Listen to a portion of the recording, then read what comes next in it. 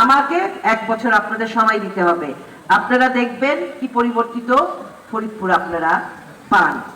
এটা আপনাদের প্রতি আমার প্রতিশ্রুতি। স্বপ্ন হবে সত্যি, দক্ষ হলে জনশক্তি। প্রধানমন্ত্রী তারেক রহমানের এই উক্তিতে উজ্জীবিত হয়ে নিজ এলাকার নারীদের প্রশিক্ষিত করে গড়ে তোলার উদ্যোগ নিয়েছেন ফরিদপুর 3 আসনের বিএনপির সংসদ সদস্য চৌধুরী নায়াব ইউসুফ। রোববার সন্ধ্যায় ফরিদপুর পৌরসভার 10 নম্বর ওয়ার্ডভুক্ত অম্বিকাপুরে আনসার আলী উচ্চ বিদ্যালয় প্রাঙ্গণে নিজ মাতার নামে গঠিত শাইলা কামাল মহিলা প্রশিক্ষণ কর্মসূচির আওতায় নারীদের ফ্রি সেলাই প্রশিক্ষণ কার্যক্রমের উদ্বোধন করেন তিনি। প্রধান অতিথির বক্তব্যে সাংসদ বলেন, দেশের উন্নয়ন করতে হলে নারীদের হাতকে কাজের হাতে পরিণত করতে হবে।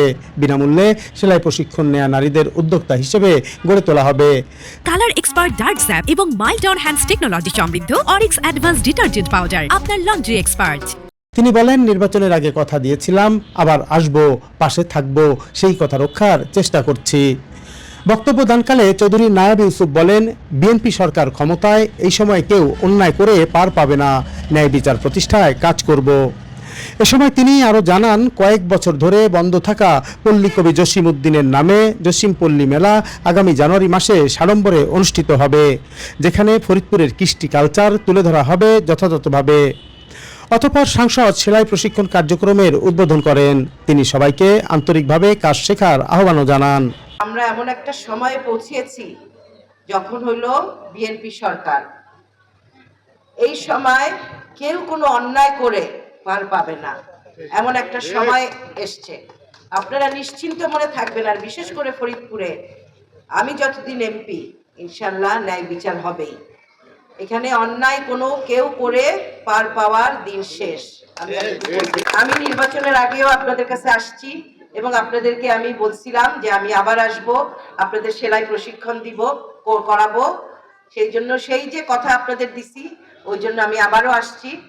আমি যেটা বলবো সেটা আমি করব। আমি বক্তৃতা কম দেই, কাজ করি বেশি, সেটাতে আমি বিশ্বাস করি। এবং আপনারা দোয়া করবেন, এই যে সেলাই প্রশিক্ষণ যে আপনাদেরকে দিতেছি, এটাতে যেন আপনাদের বাড়িতে কিছু আপনারা উপার্জন করতে পারেন। এই কারণে সেলাই প্রশিক্ষণটা ইনশাল্লাহ দেখা গেল আপনারা যারা সেলাই শিখলেন, আপনারা তারপরে আমি হয়তো বা আপনাদেরকে কোনো একটা কাজে ঢুকিয়ে দিলাম। এটা আস্তে আস্তে আমরা ক্ষমতায় আছি, ইনশাল্লাহ আমরা করব। এবং আপনাদেরকে একটা সুখবর দেই, বিশেষ করে এই যে যারা মহিলা উদ্যোক্তা তাদের উদ্দেশ্যে আমি বলতে চাই, আমি ঢাকায় কথা বলেছি সংস্কৃতি মন্ত্রীর সাথে, প্রতিমন্ত্রীর সাথে। আমরা এবার জসিম পল্লী মেলাটা খুব সুন্দরভাবে বড় করে করব, জাতীয়ভাবে করব আমরা জসিম পল্লী মেলাটা। আপনারা আপনাদের কাজ অনেক মানে করবেন, কালেকশন করবেন ওই মেলার জন্য। এটা আমরা ডিসেম্বর বা জানুয়ারি মাসে করব, জানুয়ারিতেই হয় না? হ্যাঁ। এবং আপনারা যারা এখানে সেলাই শিখতেছেন, সেলাই শিখবেন, আশা করি আপনারা ওখানেও মেলায় আপনারা একটা দোকান দিয়ে আপনারা কিছু উপার্জনের ব্যবস্থা করতে পারেন। সেই জন্যই আপনাদের আমার এটা শেখানো।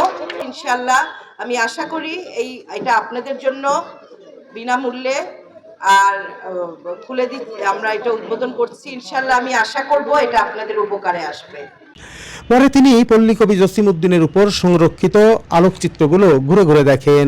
এ সময় পল্লীকবির লেখা বইয়ের সংগ্রহ বাড়িয়ে প্রতিষ্ঠানটির গ্রন্থাগারকে সমৃদ্ধ করতে সহযোগিতার আশ্বাস দেন।